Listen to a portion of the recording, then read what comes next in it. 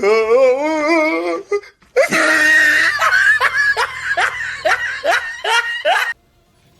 this video, we'll be reviewing the 3 existing tanks that are part of next season, Frostbite, as well as the setup I used to make the best out of these tanks. So let's get started, and for the first review, we'll be doing Javelin Krupp-Steyr Waffenträger. It is my favorite out of the 3 tanks that we can earn. And also, it's a tier 7, so a little bit different from your usual tier 8, kind of adds a variety to the selection, and you can be safe from tier 10s. For equipment, I'm using Camouflage, loader, and optics. And for my crew skills, I'm using bone leader, rapid loading, snapshot, situational awareness, steady aim, silent driving, camouflage expertise, sixth sense, and muffled shot. So the tank has beautiful concealment, and with my setup, or with the right setup, you could get it under 200 meters. So my concealment was 194, and anything under 200 is just too good to pass up. And that's one of the reasons I like this tank, because I can stay undetected and I can punish tanks without getting spotted. I might get spotted when I fire, but when you're top tier, when you're playing tier 7 or even tier 8, a lot of the tanks, because people are grinding tanks, they don't have all 9 skills unlocked. So there could be players that are running 3 and 4, and that's why the gameplay at lower tier is much more forgiving. And as I mentioned earlier, I don't have to worry about facing tier 10s as it's tier 9. The best thing about this tank is the absolute beautiful DPM of 2400. This DPM is even very respectable at tier 8, and nonetheless it's just amazing at tier 9. The tank does not have the best pen or premium pen, it only has 237, while we have other tanks that can have a 240, 268 as a premium APCR penetration. But as I mentioned, it's the combination of concealment as well as DPM that I have no issues with the penetration, as I can make it work. However, as I said, this tank, because it doesn't have the armor, you have to be more passive. You have to know how to work bushes, how to work concealment, so you can make the best out of it. Not very easy, or I guess friendly to newer players. The tank also has 280 alpha. It's not the greatest alpha, but I'm happy with this alpha at tier 7 for tank destroyer. Even for tier 8, I can make 280 work, but I would not accept anything lower. And for tier 7, my minimum alpha that I expect is 240. But 280 for me, it's good enough with the combination of damage per minute. The tank doesn't have the greatest hit points, it's only 800, but that's the life of tier 7 tank destroyer. You don't have greatest HP. The tank does have 8 degrees of gun depression, and with concealment you can make it work.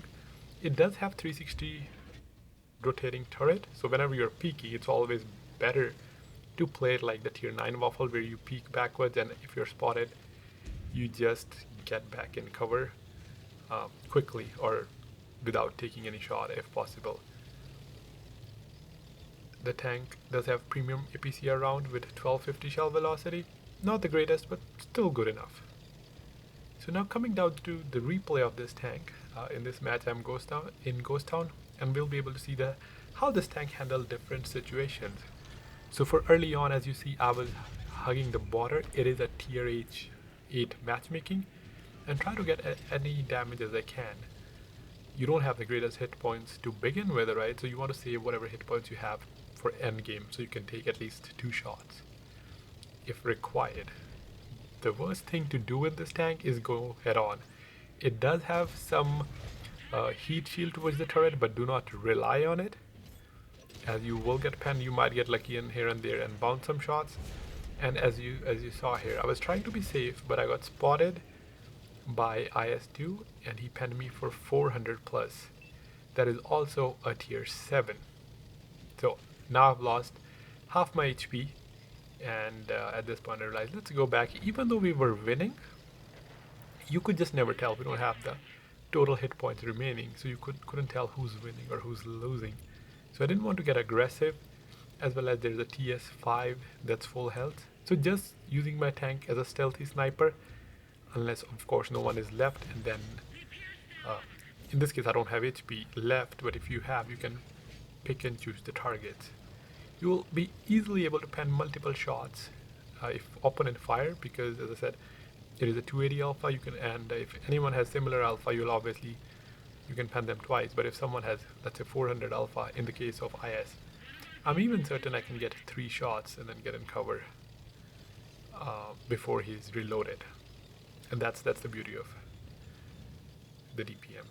The tank, the speed is 35, so not the fastest for the armor, because there are other tanks that are slightly faster than this tank. So 35 is, I would say, a little bit on the lower side, as well as power to weight of 13. So do not commit to a position where you need speed to get out. So always, that's why I say always play slow. Stealth is your friend, and use it, as well as soon as enemy is distracted, put that gun into work. You have a beautiful gun that can sing if given an opportunity. And as I said, we were getting a lot of tier 8s as part of previous season pass, and I'm also happy that we got a tier 7. So there's a variety of, if you want to play different tiers, as you just get bored at times playing the same tier again and again. And not to mention the recent matchmaking changes, well, not so recent anymore, I think it's a few months, where you're no longer the bottom tier. Even if you are facing +2 tiers, there's always at least 5 bottom tier tanks. So even if you're facing tier 9s, tier 7, you'll have at least 5 other tier 7 to shoot at. And as a result of that, there are cases where if the matchmaking doesn't find 5 tier 7, it just doesn't put you in tier 9. It'll try to find another game for you, and probably you'll end up in a tier 8 game or just a tier 7. And since that changes, tier 7 or any tier except tier 9 is more enjoyable, because the games are close, as you're usually mid-tier. So matchmaking has gotten better than it was for mid-tiers with +1 minus, +2 minus 2. So came back close to my artillery, because I assume they know where the shells are coming from, and they will be closing in. Again, just hugging the border, try to stay behind ridges. Grom is over on the right side. Even he made the right play to come back, so we have a cross. Opponents overconfident at this point, because they have tier 8 tanks, except that IS, and then we have an artillery, Grom who's 1 shot, and also I am 1 shot. TS5 going forward. I knew he's gonna go forward. Usually towards the end they will get aggressive. They might not move throughout the game, but towards the end they're more aggressive. And if you just wait, right, you can farm them. From what I've noticed, if you wait 5 seconds or so, or 10 seconds, more often than not, and you're not spotted, the opponent will push, and you can just punish them. And as you can see, 237 premium pen, but enough to pen the weak spots of even the most armor tank destroyers here.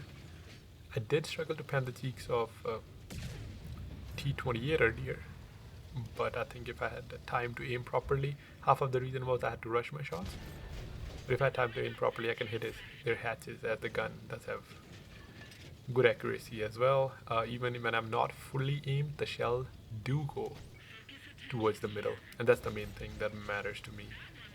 T28 coming forward, the last tank alive, and due to crossfire, we were able to bait him, and my teammate finished. So overall, I would rate this tank like a really solid tank, and something I enjoy to play. I don't play many tier 7s though, but when I do, this is one of the tanks I usually pick as well. I played the unskinned version before. Now moving on to the next tank, which is Frostbite, and is available at stage 25 reward. You can get this tank instantaneously if you buy Ultimate Season Pass, as you unlock 25 stages.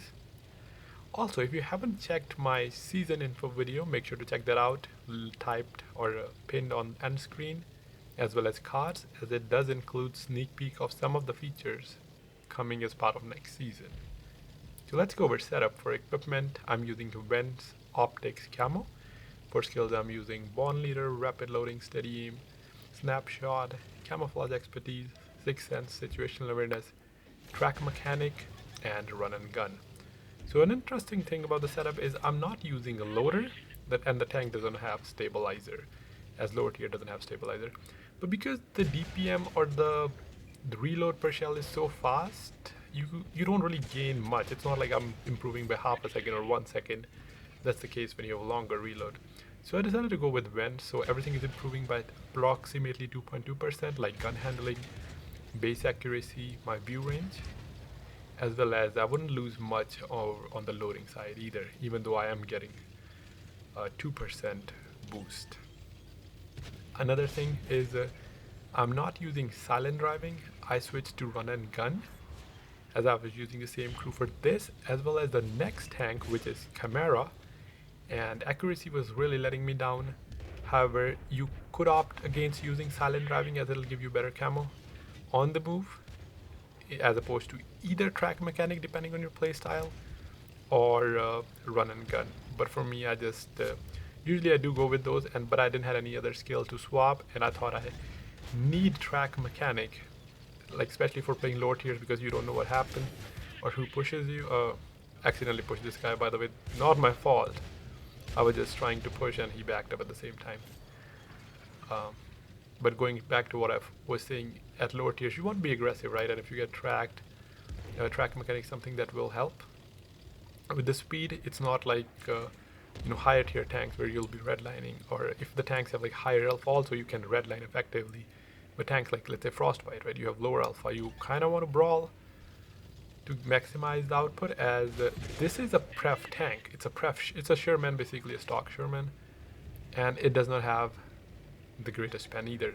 Only 127 premium pen, which is the standard pen of a regular Sherman, as their premium pen's 177. I guess 1 pen difference. This does have slightly better HP. That's the thing with pref tanks, you get worse guns, but sometimes you have better armor or better HP. So they are more forgiving to newer players that does not want to be in the battle the entire time. But this is one of the pref tanks, as well as because the tank's old, you don't need to put camo separately on the tank. That's one of the pros of older tanks. When they're given away, you don't have to use your camo voucher. And in addition, it's a Canadian tank. So I have played this tank in the past as well. Again, don't play many tier 5s, but I did, or at least I played it once during Canada Day as part of Canada Day celebration stream. So I would say a decent tank to play a few games here and there. And if you enjoy playing tier 5, you might enjoy it more than me. But for out of 3 tanks for me, I would say the first is the Javelin. The second would be Chimera, and this would be actually the third one, just because I don't really play tier 5. But if I had to play tier 5, this would be the second preference. So Hailbrown, as you saw, I was sniping in the beginning. The tanks at lower tier, again, like at tier 5, the chances that the opponent crew is even worse is higher. So if you are running like a full crew, right, you will be at a huge advantage. So start slow, punish the enemy early on from a safe position, and then when there's like not many guns alive, you can push forward, use your HP. Don't be aggressive early on, because the tank doesn't really have armor. As you saw, the light tank was able to pen me, and just think of HP as your armor. The tank does have 12 degrees of gun depression, so very effective hull down, 48 kilometers speed, and with the equipment that I'm using, you can get the camo to under 300, which is still good enough for outspotting same tier tanks. Anything for medium under 300 is respectable, especially at tier 5 as well as at tier 8. Unfortunately, as I said, the tank doesn't have the best pen, so you can't maximize that 12 degree of gun depression at all times, but at some time you can make it work. And it is this, as I said, it's a British Sherman, and a lot of people, they do love the Sherman tanks. It also has around 1800 base DPM. It's decent for tier 5, and actually it's better than the DPM of the next tank we'll be reviewing. So overall, pretty old tank. Most of you might have it already, but if you don't, something you can enjoy playing once in a while, depending on your playstyle. Moving on to our next tank that we will be reviewing, it is the Stage 100 Tier 8 Chimera. We also have a skinned version of this tank, Inferno. Both have identical stats.